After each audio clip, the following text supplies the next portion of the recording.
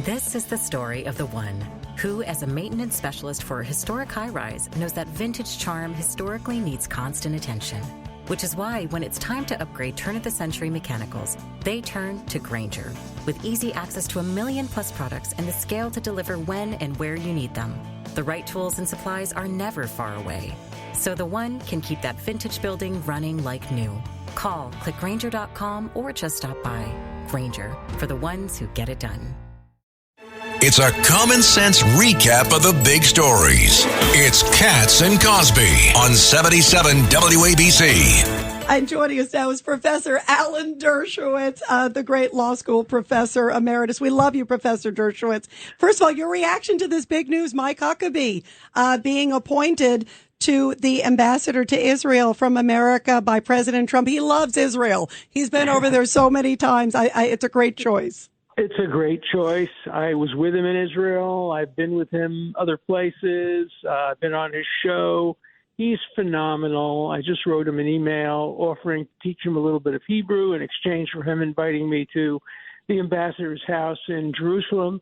I was there with many of him and his colleagues when they opened the embassy in Jerusalem during the first Trump administration. So I'm looking forward to it. But I also want to congratulate David Friedman, who was the previous ambassador, who did an incredible job as well. So far, I'm very happy with President Trump's appointments. I think Elise Stefanik is a great appointee, and Mike Huckabee is a great appointee, and I think Mark Rubio, if he's nominated to be Secretary of State, will be excellent as well.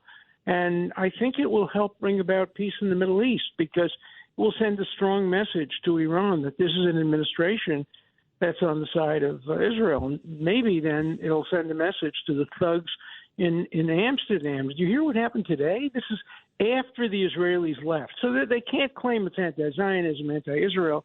A bunch of ordinary, non-Arab, ordinary Dutch people from Holland started to throw incendiary devices, rocks, screaming epithets against Jews.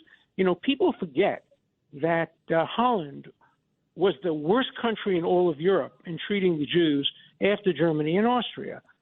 They regarded themselves as Aryans. They were very welcoming of the Nazis.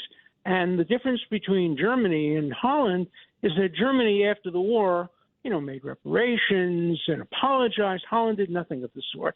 And so it's not surprising that you have so much anti-Semitism, not among Arabs. I'm talking about ordinary Christian white Dutch people in Amsterdam. And I propose that nobody go visit Amsterdam. That's off the list of places to go visit. We ought to boycott them the way we should have boycotted Berlin in the early 1930s. And I think there are a number of other French cities that are on that list. I know Israeli authorities are worried about anti-Semitism in France. There's tremendous amount of anti-Semitism in Sweden, in Norway. And so we're seeing an upsurge in anti-Semitism in people we thought were our friends. Yeah, absolutely. Judge Weinberg. Alan, I'll add to that list the incidents in Berlin, Antwerp, Thailand, in addition to the others that you mentioned. This cancer is really spreading throughout the world, Alan. How do we stop it? Well, I think this administration has to make it an aspect of its foreign policy, and it has to make it clear that it will be taking action against countries that don't do enough. They've already, the Trump administration during its first term said that they would cut off federal funding from any universities that didn't take sufficient action to stem anti-Semitism. Of course, the worst anti-Semitism occurred after that administration, after October 7th. And I think the new administration should put its foot down against universities that don't do enough and against countries that don't do enough to stem anti-Semitism. Anti-Semitism must be part of American foreign policy to prevent a recurrence of either anti-Semitism or what it's disguised at these days as anti-Zionism. And just remember what the New York Times has done. They've contributed to this enormously, and other stations have contributed, other media. What they say is, well, the Jews started it because they tore down a Palestinian flag. Well, soccer thugs tear down flags all the time. but they committed no violence against anybody. And you can't justify violence of the kind that was committed against Jews last week and now tonight. And you can't justify that. You know, there are many Muslims, radical Muslims, who believe that if you insult the Prophet, you should die. Look what they did to Salman Rushdie. Look what they did to so many other people. And we cannot allow, as a proper response to nonviolence, even if it's bad nonviolence of the kind that some Israelis did in Amsterdam, you cannot justify the use of life-threatening violence, which is what's happened in Amsterdam, and I predict it'll happen in other European cities as well. Professor, any update what happened at Columbia University? Were they doing it on campus or off campus? Was it students or was it outsiders?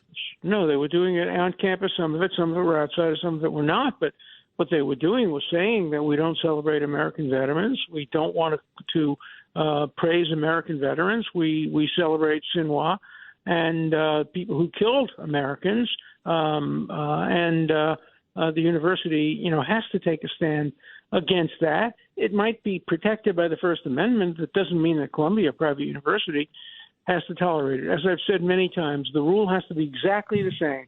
Whatever you would do to Klansmen who came with nooses on the campus and said, let's hang blacks, whatever you would do to them is what you ought to do to pro-Hamas people. There can't be a difference. Craig Eaton. Professor, from one Brooklyn lawyer to another, what's your take on Judge Merchan and what's going to happen there? Oh, he's going to try to do everything he can to hurt Trump. He's not going to be able to convict him, but he either will delay sentencing, which will mean he can't appeal. At that point, I would hope that Trump's lawyers would take a mandamus to the Appellate Division of New York Court of Appeals and say, you can't stop us from appealing by postponing sentence. Or if he does the right thing, he'll drop all the charges. There's no basis for a continuing conviction, especially not in light of the Supreme Court decision, which says that you can't rely on evidence that was of statements made during the presidency. And we know that in his closing argument, the prosecutor emphasized some of the very statements that were banned by the Supreme Court. You know, people write to me all the time and say, nobody's above the law, nobody's above the law. And then the same sentence they say, well, why don't you sue Letitia James? Why don't you sue Bragg? Well, they're above the law. They have immunity. They have immunity. So people forget that prosecutors have immunity, judges have immunity, and they only object when presidents get immunity. The Supreme Court decision was only playing catch-up. All it said is what we've already given to judges, what we've already given to senators, what we've already given to congressmen, what we've already given to prosecutors. Now we're going to give to the most important person in the United States, the president. So why did he delay it? Professor Dershowitz, it's interesting because today he was supposed to decide if the conviction stands. And then, of course, the sentencing on November 26th. He pushed it back a week. Why would he be pushing it back a week? What's a week going to do? I don't understand. There's no reason. He has to know what he's doing. You don't need more time. We know, we've all read the Supreme Court decision. It requires a reversal of the conviction. He just doesn't want to do it. He's kicking the can down the road. And he wants to keep the stigma on Trump as long as possible. Look, he has not been an objective judge. I was in the courtroom when he behaved like the character in Taxi, looking at a distinguished lawyer who was looking at him and saying, hey, are you looking at me? Are you talking to me? I'm going to hold you in contempt. That was a good impersonation, by the way. I saw that movie. Yeah, I saw that a couple times. That was good. The Judge Merchan acted completely unjudiciously, but you can't hold him responsible because he has immunity. He's above the law. And, it's nonsense of above the law. No one's above the law. It's the law, the Constitution, that gives immunity to certain people for certain actions. So why say that some people are above the law and others are not above the law? Either they're all above the law or none of them are above the law. And my answer is that the law gives immunity. That's part of the law. So the president isn't above the law when the Constitution demands that he be given immunity for actions taken during his presidency. I'm glad we got smart people like you to be able to say that. Governor Pataki. Well, Rita, I'll tell you exactly why he's doing this in my mind. What are we talking about? Instead of talking about the tremendous appointments the president-elect has made, we're talking about Judge Merchan and a criminal conviction that was ridiculous. And the longer he can drag this out, keep it in front of the press, the more damage he tries to do to President-elect Trump. I don't think it's going to succeed. I think the American people understand this was a nonsense case from the beginning. Clearly, the Supreme Court has made it a completely unjust decision. And so I think we should just look to the future of what this president is going to do, and that gives me great cause for optimism. Well, it gives me a cause of optimism. Let me tell you what gives me cause for pessimism. The lawfare is still going on. It's against the lawyers. This 65 project is still going after every lawyer who ever defended Donald Trump, including me. I'm not worried about it, but it's costing me, tens of thousands of dollars to defend against frivolous charges that are being brought against me and other lawyers for having defended Trump, having questioned the use of voting machines without any accountability or transparency. We should be encouraging those kinds of legal challenges. But the 65 Project says we want to deter lawyers from defending Trump. It's McCarthyism, and it's going to continue into this administration. There's nothing that the president can do about it, but Congress can do something about it. Congress should conduct hearings on the 65 Project. Find out what their sources of funding are. Find out who's behind them. Find out if they have any connection to the Democratic Party or the White House. All these things are fair game for congressional investigation. That's what checks and balances is all about.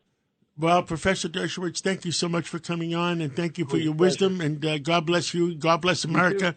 And may the world survive. Thank you so much.